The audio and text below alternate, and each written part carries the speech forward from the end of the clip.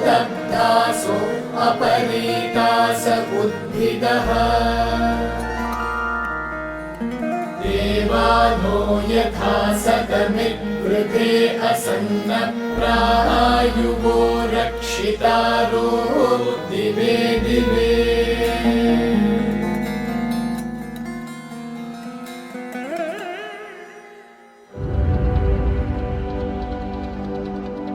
श्री प्रीता जी और श्री कृष्णा जी हमारे समय के आध्यात्मिक लीडर्स, योगी और तत्वज्ञानी हैं। श्री प्रीता जी और श्री कृष्णा जी ने एकम का सह निर्माण किया है, जो चेन्नई और तिरुपति के बीच स्थित एक अलौकिक शक्ति केंद्र है। दुनिया के जाने माने लीडर्स उनसे मिलने और उनकी उपस्थिति में ध्यान करने के लिए एकम आते हैं। दुनिया में 100 से अधिक देशों में उनके केंद्र स्थापित हैं। 11 वर्ष की आयु में श्री कृष्णा जी को मुक्ति और भगवत साक्षात्कार का पहला अनुभव हुआ था।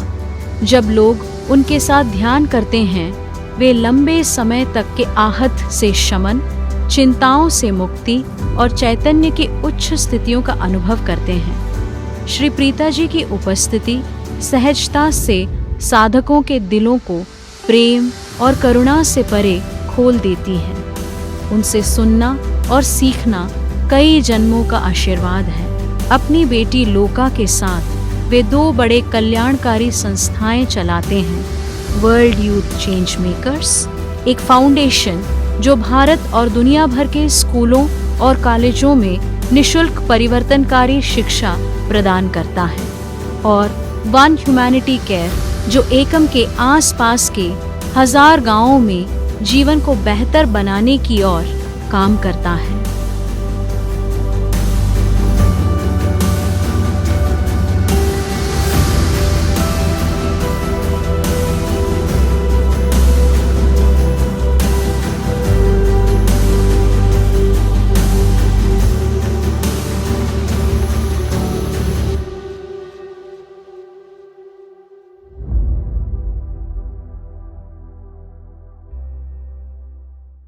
भाग्य कैसे बनाते हैं, जानना चाहते हैं? आज हम आपको बताएंगे। कुबलई खान, प्रसिद्ध मंगोल जनरल, 1274 एडी के आसपास 500 जहाज़ों पर 20,000 सैनिकों के साथ जापान पर आक्रमण किया था। समुद्र पर इस तरह की लड़ाई के लिए जापान तैयार नहीं था। जापानी सैनिक आमने सामने मुकाबलों में अधिक निपुण थे। जैसे ही मंगोल तट पर पहुंच रहे थे, अचानक से एक बड़ा तूफान आ गया और उससे एक भी मंगोल बच नहीं पाया। जापानियों ने इसे डिवाइन विंड यानी दिव्य पवन कहा। उन्होंने उसे कामिकाज़ी कहा। 7 साल बाद 1 लाख मंगोलों ने फिर से जापान पर हमला करने का प्रयास किया, और इस बार भी एक टाइफून ने पूरी तरह से उनके सैनिकों को समाप्त कर दिया। अब आप इसे क्या कहेंगे? कुछ लोग इसे एक्सीडेंट कहेंगे, तो कुछ लोग इसे चमत्कार कहेंगे, कुछ इसे संयोग कहेंगे, कुछ इसे भाग्य कहेंगे। हम इसे सिंक्रोनिसिटी यानी समकालिकता कहते हैं। सिंक्रोनिसिटी क्या है? क्योंकि हमें ब्रह्मांड को पदार्थ के रूप में नहीं, बल्कि ऊर्जा के पैटर्न्स के रूप में देखते हैं। और जब हम समकालिकता की बात करते हैं, तो ब्रह्मांड आपके मनोकामनाओं और आपके भलाई के लिए मदद बेचता है। ऐसी अद्भुत घटनाएं लोगों के जीवन में कभी कभार होता है, लेकिन यदि हम इसे निरंतर चाहते हैं तो क्या करें? हमने कई सालों से इन अद्भुत घटनाओं के पीछे छिपे विज्ञान का रिसर्च किया है। हमारे सैकड़ों शिष्य आज नियमित रूप से अपने निजी जीवन में और बड़े पैमाने में सिंक्रोनिसिटीज को अनुभव करते हैं। वे सही लोगों के साथ सही समय पर संपर्क में आते हैं, जिसे उनके सपने साकार होते हैं। वे सही जानकारी पाते हैं, जिससे वे दूसरों के जीवन को भी मदद कर पाते हैं। उनके प्रश्नों के लिए वे सही समय पर ब्रह्मांड से सही मार्गदर्शन पाते हैं। लेकिन ऐसे होने के लिए आपके चैतन्य में 2 जागृति की आवश्यकता है। पहला है सुंदर आंतरिक स्थिति। सुंदर स्थितियाँ यानी आनंद, प्रेम, शांति, प्रशांतता, कृतज्ञता, साहस इत्यादि को अंतरंग में अनुभव करना।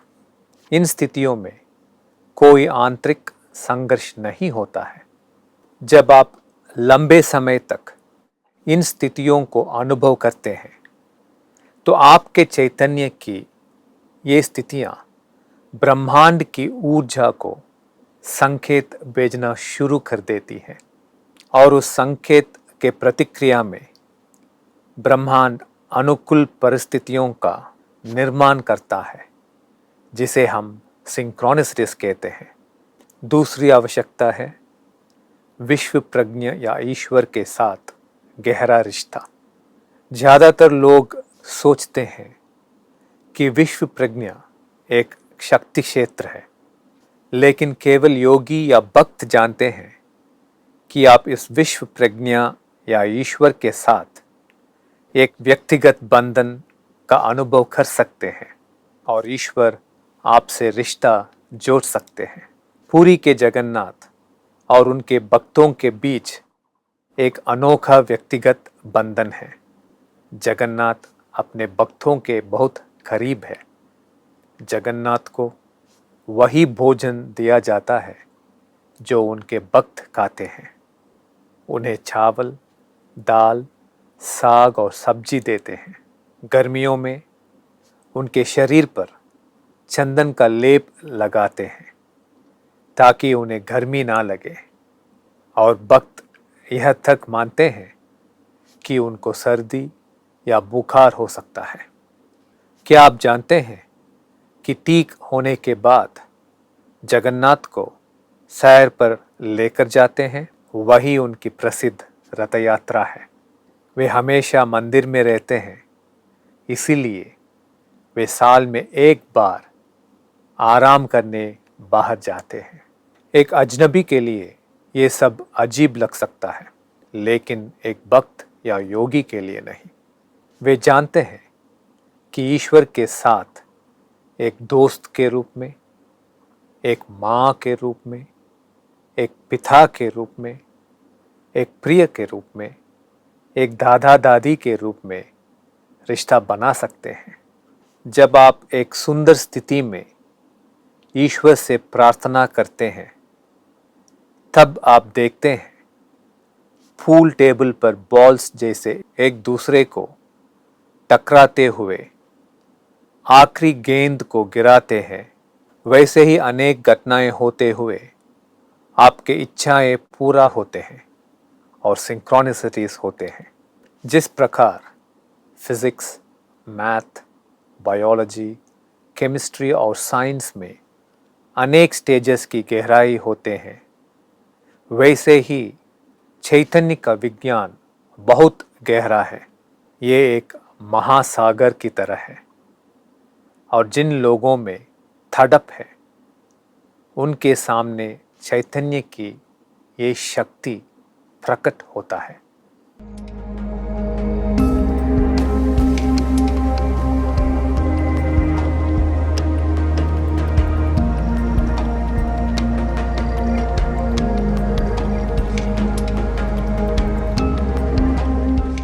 नमस्ते।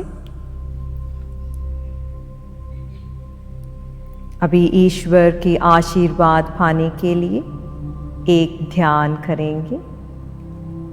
धीरे से अपनी आंखें बंद कीजिए, गहरी श्वास लीजिए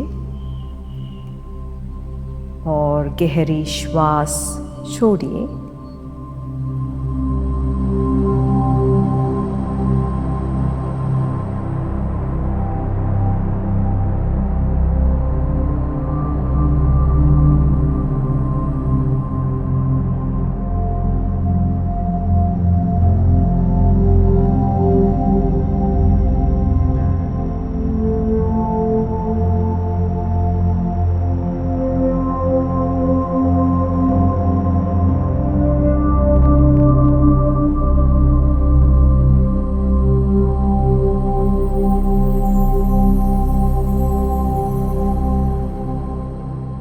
आपके हृदय में आपके इष्ट देव को महसूस कीजिए।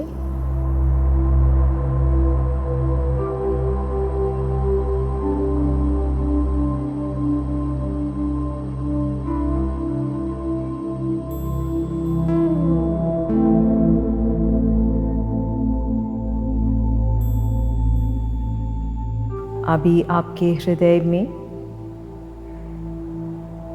आप अपने ईश्वर को महसूस कर पाएंगे।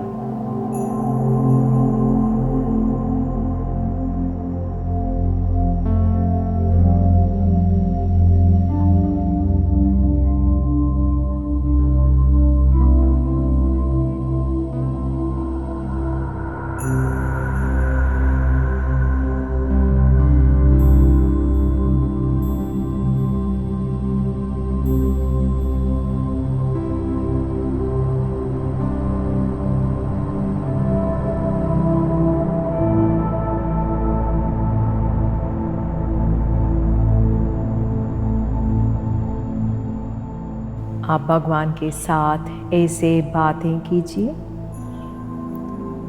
मानो जैसे आप अपने क्लोज फ्रेंड्स के साथ करते हैं। अभी अपने मनोकामनाओं के लिए प्रार्थना कीजिए।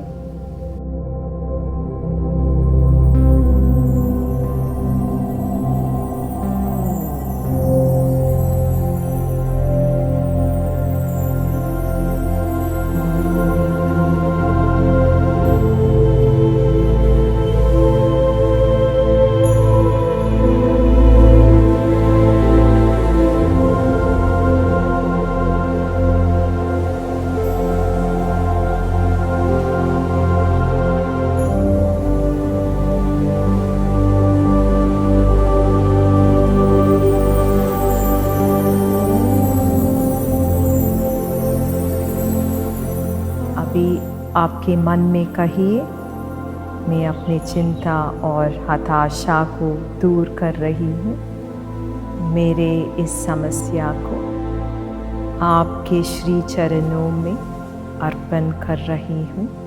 इसे कैसे सॉल्व करना है केवल आप ही को पता है। कृपया इसका समाधान दीजिए।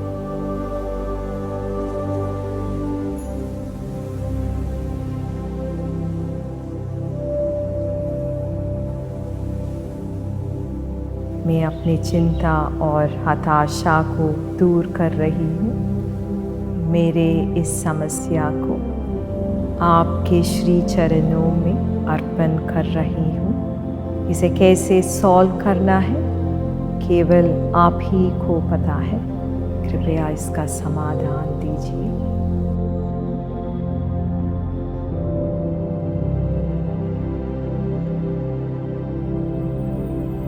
मैं अपनी चिंता और हताशा को दूर कर रही हूँ। मेरे इस समस्या को आपके श्री चरणों में अर्पण कर रही हूँ। इसे कैसे सॉल्व करना है केवल आप ही को पता है। कृपया इसका समाधान दीजिए।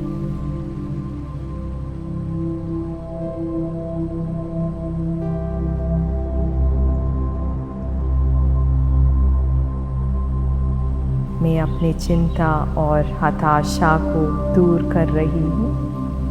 मेरे इस समस्या को आपके श्री चरणों में अर्पण कर रही हूँ। इसे कैसे सॉल्व करना है केवल आप ही को पता है। कृपया इसका समाधान दीजिए।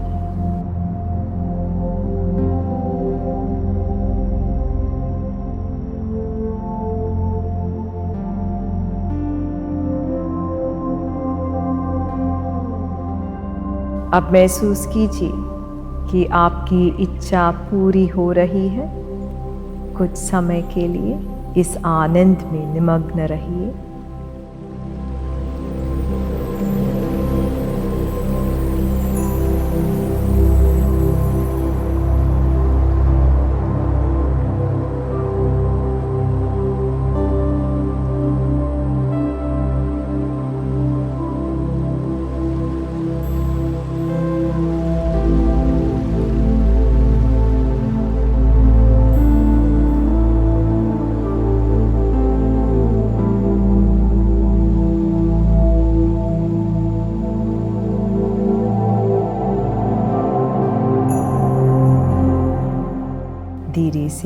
आप अपनी आंखें खोल सकते हैं।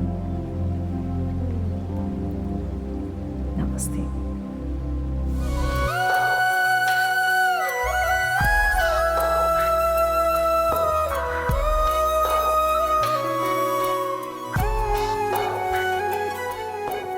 एकम एपिसोड के अनुभव भाग में हम आपके लिए उन लोगों के वास्तविक जीवन के किस्से लेकर आए हैं जिनके जीवन में परिवर्तनकारी अनुभव, अलौकिक अनुभूतियां और चमत्कार हुए हैं। यह एक साधक की वास्तविक जीवन का किस्सा है जिन्होंने एकम ऐश्वर्य उत्सव में भाग लिया था।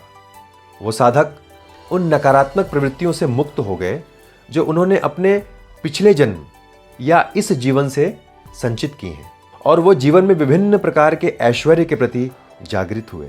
वे आपके और मेरे जैसे लोग हैं। कृपया सुनिए। मैं वीरेंद्र गुप्ता हैदराबाद से हूँ। संस्कार शुद्धि में मैंने देखा कि मेरे जीवन का कोई उद्देश्य ही नहीं है, कि मैं एक उद्देश्यहीन जीवन जी रहा हूँ। जीवन में सुख साधन है, जीवन गुजर रहा है, अच्छा नाम है, प्रतिष्ठा है, व्यापार है, घर है, परिवार है, सब कुछ तो ठीक है। मैंने सोचा वही मेरा जीवन है। जब प्रक्रिया में मैंने गहरे रूप से सोचा तब मैंने देखा कि मेरे जीवन का कोई उद्देश्य ही नहीं है। मुझे ऐसा लगा कि किस प्रकार का जीवन जी रहा हूँ।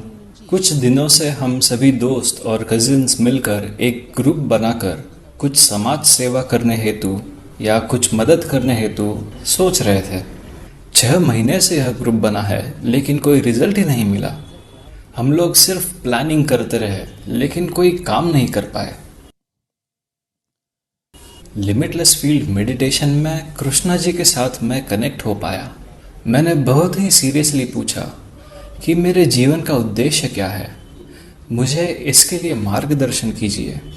What to do in my life. उसके बाद मेरा मन शांत हो गया, बॉडी लैंग्वेज बदल गई, ज़्यादा बात करने का मन नहीं कर रहा है, सब कुछ एकदम शांत हो गया है और मेरे जीवन के बारे में एक विजन दिखाई दे रहा है कि मेरा जन्म मानव जाति की मदद के लिए हुआ है, बीमार लोगों की मदद करने के लिए, जो भूखे हैं उनका भूख मिटाने के लिए हुआ है।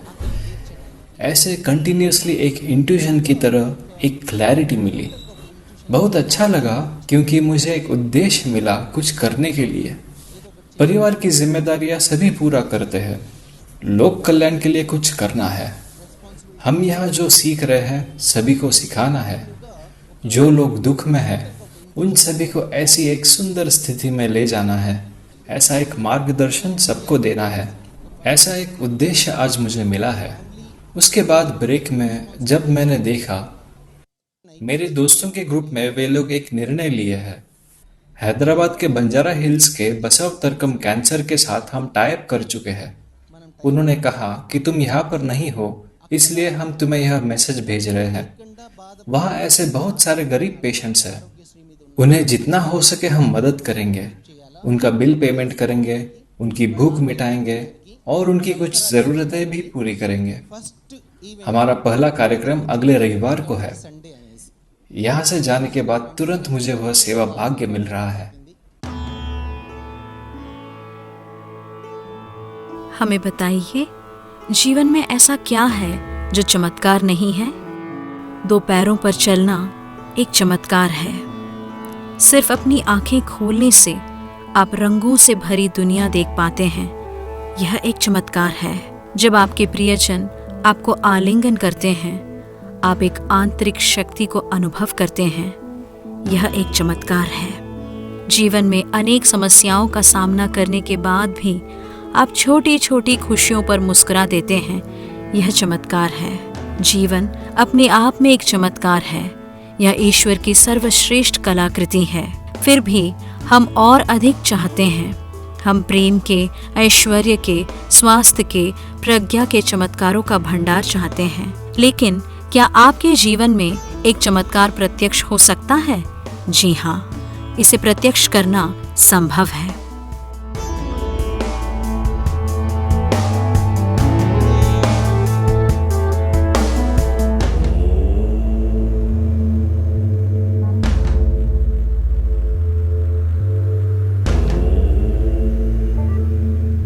मेरी प्रक्रियाओं में मैंने वर्षों से मेडिकल साइंस द्वारा असमर्थ बताए गए कई दंपतियों को आज कंसीव करके स्वस्थ बच्चों को जन्म देते हुए देखा है।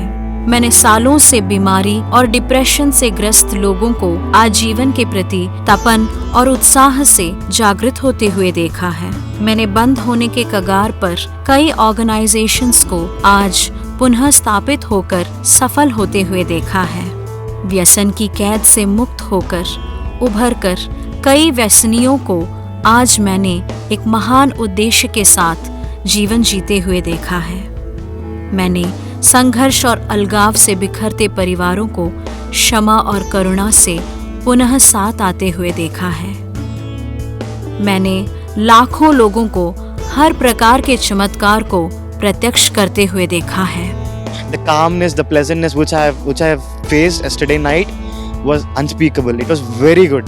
Oh my God, that was fantastic. It is the thing which is going to transform the consciousness. For till now it has been a fabulous experience. I'm taking lots of gifts and I'm going to enjoy with them at my home. It's an amazing process with lot of insights and realizations. Was nothing short of revolutionary. I was able to walk through issues that I didn't even realize that I had with my life. Being a parent, we are the cause of a lot of our children's suffering. So, I had to process that and forgive myself. And it's been the most amazing experience that I've had. I am but a child, but wow, what a ride. इन लोगों ने इतने चमत्कारों को कैसे प्रत्यक्ष किया? केवल एक असक्त सकारात्मक सोच से नहीं, एक साधारण चैतन्य से आप कुछ भी प्रत्यक्ष नहीं कर सकते हैं। यह लोग मैनिफेस्ट प्रक्रिया से गुजरे थे। मैनिफेस्ट में क्या होता है? मैनिफेस्ट प्रक्रिया में आप अपने हर दिन के विचारों और जानकारी से भरे अचेतन मन के स्तर से परे ले जाए जाते हैं। आप अपने सपनों और अनुभवों से भरे, जिन पर आप जागते समय ध्यान नहीं देते, उस उपचेतन मन के स्तर से परे जाते हैं। आप अपने अचेतन के गहरे स्तरों में जाते हैं, जहां आपके सभी विनाशकारी धारणाएं और प्रवृत्तियां, पिछले जीवन से बहती हुई समस्याएं, बचपन की यादें, आपके सबसे गहरे भावनात्मक घाव जमा होते हैं।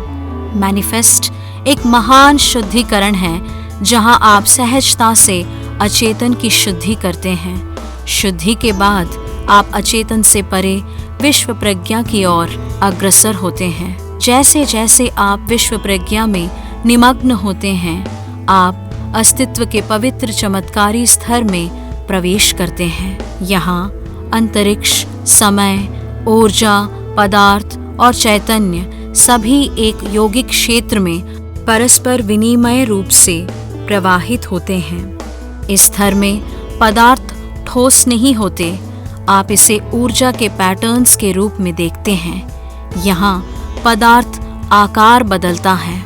अस्तित्व का यह स्तर संभावनाओं का क्षेत्र है।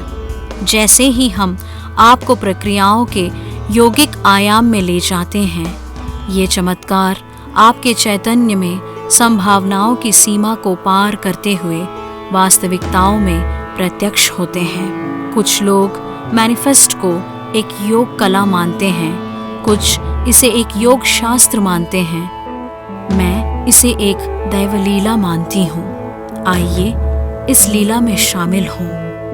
भाग लीजिए और संभावना के क्षेत्र से वास्तविक जीवन में चमत्कारों को प्रत्यक्ष कीजिए। रविवार 13 सितंबर दोपहर 3 बजे से शाम 6 बजे तक।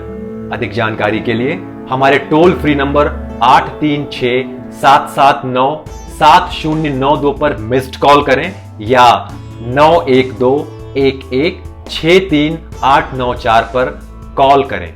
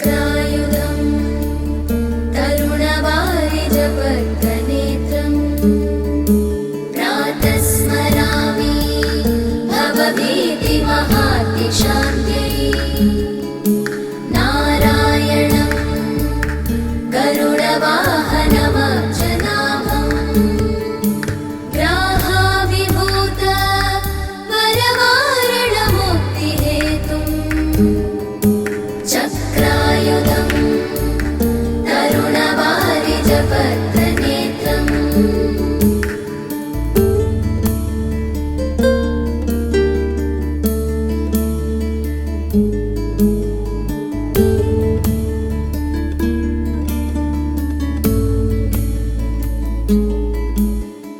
प्रातर्नमामि मनसा वचसा च मूर्ध्ना पादारविन्द युगलं परमस्य पुंस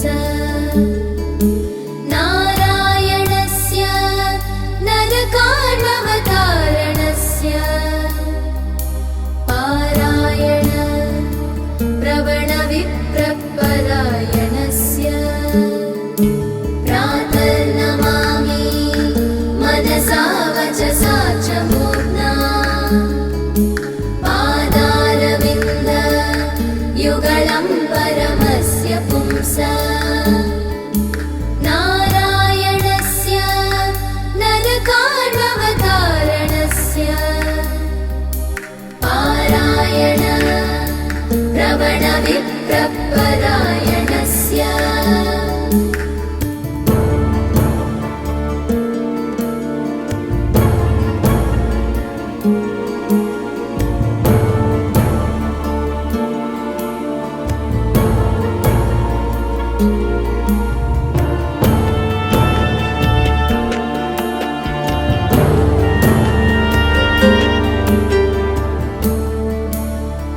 Thank you.